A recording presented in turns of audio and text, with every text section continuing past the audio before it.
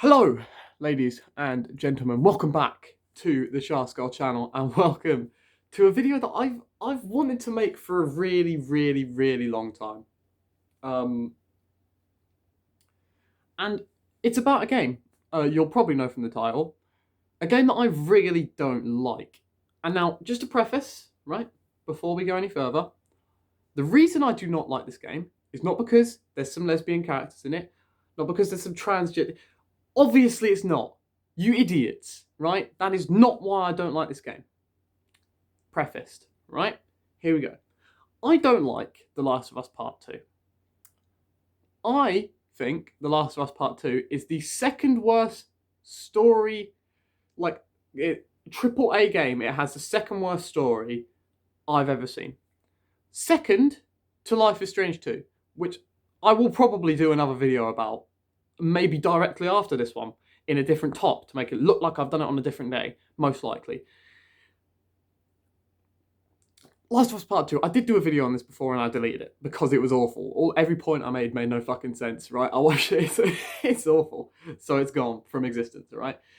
Now I thought for such an important topic, I'd wear my smartest clothing. As you can see, Monda Nigeria. Unfortunately, they're shit at AFCON. Senegal are winning it, by the way. Let's move on. Last of Us Part 2's story sucks. Lots and lots of things about it suck. There is good things about it, do not get me wrong. Ellie and Dina, really good. That's actually about it. Nothing else makes any fucking sense. I don't like the Asian guy. I haven't played the game in a long time. Just to preface, right? I didn't even buy it. I watched someone on YouTube play through the whole thing, right? Because I saw the stuff before and I was like, okay, well, this isn't looking great if it's true. And then it was true. So I've watched someone play it on YouTube. I don't remember it perfectly. But the bits that I want to talk about, I remember, right? Joel dying, right? It was obvious he was going to die at some point, right? He dies within the first hour and a half. Why? What sense does that make, right? What sense does it make to kill off the first game's main character that so many people love, that, by the way, you've completely lied about in your promotional videos and everything? They basically said that he was going to be in most of the game, in the promotional stuff. That was just lies, firstly, right? But why kill him off this early? Why not give you longer playing as him? Kill him off, play as Ellie, right? So this new girl called Abby comes in, and she kills Joel. And another thing I need to preface here, I didn't play the first game. I am not biased here. I don't even really know the story of the first game that well. There's no bias here about me loving Joel, because I don't. I think he's cool, but he's not my favourite character ever in a game. But Abby comes in and she kills him. And that immediately is half of your audience who do not care about the game anymore. They don't care. You go back and watch the videos of people playing it. So many people watched Joel die and did not care about the game. And they especially did not care about Abby. So you play 20 hours as Ellie, standard revenge plot. This ends up being. With your love, bromance, that's not right. Your love, developing with Dina, who we find out is pregnant, right? Cool. You do 20 or so minutes as Ellie, and then you come to, this scenario where you're there and Abby's there. And then it fades to black, if I remember rightly, and then you play as Abby for 20 hours. A character that, at this point, literally 0% of gamers cares about in any way. Now, maybe you did care about Abby after playing through her 20 hours, but at the very start, if you're telling me you were happy to be playing as the character who killed Joel, you are lying, because it's stupid. What they should have done is given you a long time with Ellie, or even split up Don't have 20 hours of Ellie and then 20 hours of Abby. Have 2 hours of Ellie, 2 hours of Abby, and so forth, right? Because, and also, don't kill Joel in the first hour, right? Have Joel be with Ellie for a solid amount of the game, maybe half of the game. Then have this encounter, but you've already been playing as Abby, right? You've had 2 hours Ellie, 2 hours Abby. For maybe 20 hours now. You've got 10 hours with each character. So the story that they're trying to build to make you like Abby isn't immediately, it's on a level, it's at 0. With Joel dead, it's down at 10 already. But he's not dead now, so it's at 0. So it's building up instead of starting from a negative, right? So now you're in this scenario and it's even more intense because you're like, oh shit, I really like Ellie and Joel, but also I'm starting to get to like Abby, right? Abby kills Joel. And depending on how well the storytelling has gone before this, you don't automatically hate Abby now because you know the struggles and the strife and the shit that she's had to go through, right? But they don't do that, which makes no sense to me. So now you've got 20 straight hours with a character that most of the gamers don't like and don't care about. That is the biggest gripe I have with this game, right? If you had let us play with Abby in sections with Ellie, then people would care about her, right? But my second biggest gripe with the story in this game and how stupid this is, right? Ellie has gone through hundreds, thousands, maybe tens of thousands of people, just killing them at this point, to get to Abby to kill her. She gives up on it, right? I don't know exactly how it happens, but it happens, right? She's now living in a lovely farmhouse with Dina and her kid. Lovely. This is a lovely life.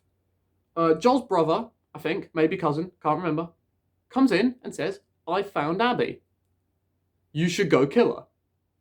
And Ellie is left with a choice. Go after Abby and lose Dina and the kid, the obviously relationship with Dina, and there's a fucking kid, or stay with Dina, and that doesn't happen. She goes the revenge way and goes to kill Abby. Fair enough. That's what most of us would do, I think. Tracks her down, saves her, weirdly, has a big fight with her, and then has a fucking, oh, fuck me, a moral compass moment, and lets the bitch go. What? What? How does that make any sense? How does this make any sense? At this point now, you have lost Joel, your father figure / mentor, your girlfriend, Dina, and obviously not your kid, but your kid. 3 pretty fucking important things to lose. And in this fight, you've had 2 of your fingers cut off as well. So another 2 quite important things to lose. And you just let her go. What? I get it's like, oh, I don't want to be as bad as her. You've killed fucking countries worth getting to her. Even in the past 10 minutes, you've been just murdering people to try and get to her. So her randomly just letting Abby go makes no sense. I don't care if you want to be like, oh, I'm not evil, I won't kill her. Because you've killed loads of other people that don't have names. And they haven't done anything to you. Abby's done loads to you. At the very least, this should be a choice. Realistically, you should kill Abby. But at the very, very least, there should be a choice here. Quick time event it. X or circle. Circle to let Abby go. X, kill the bitch. And I can guarantee you, if they did a Life is Strange percentage after that game, 99% of people would have killed Abby. Because it makes sense. It makes sense. I know it's making Ellie not look great, but she's killed so many people so far. It doesn't matter at this point. Look at how much she's lost. This for no reason now. Because she doesn't even get what she was going after when she could have easily got it. That's like spending 15 hours, right, growing plants. 15 hours growing plants because you want to eat it. Growing it, taking it out of the ground and throwing it right in the fucking bin. Makes no sense. It doesn't make any sense. And, if you had gone my way of saying it with Abby splitting in between, this would have been a much harder choice as well, because you're like, well, I'm starting to like Abby a little bit. I can see why she did these things. But it's not like that, because you just got 20 hours of already hating a character. So any good development they have is already hindered by the fact that you hate them. Like, it's so easy to do this game right, and they do it so wrong. I don't know how they do it so wrong. And I don't know how so many people defend it as well. Like, everything other than the story in the game is brilliant. Literally incredible. One of the best games ever made if you ignore the story. Like, they did it so wrong. It's unbelievable. Anyway, there you go. There's a talk for 11 minutes on Last of Us 2. And how terrible it is as a story in a game.